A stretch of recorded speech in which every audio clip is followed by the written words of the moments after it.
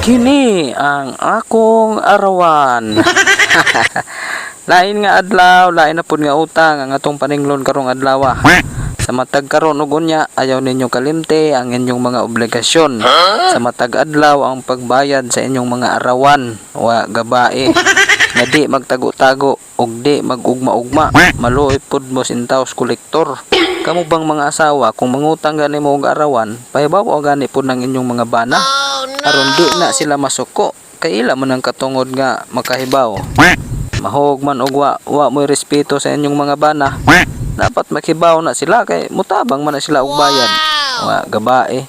Sama ni ate nga wa kahibaw iyang bana, di nagtago-tago may pag-release niya. Wa gabae. Delikado ta na og matigbasan ta. So please lang mga asawa ha, pahibaw wa bayan ng inyong mga bana sunod. Unya, ani na lang kukutob. Salamat sa pagtanaw. Palihog na lang kog share ani. Aron makahibaw pud tong mga palautang. Bahalag di mo subscribe. Wa gabae.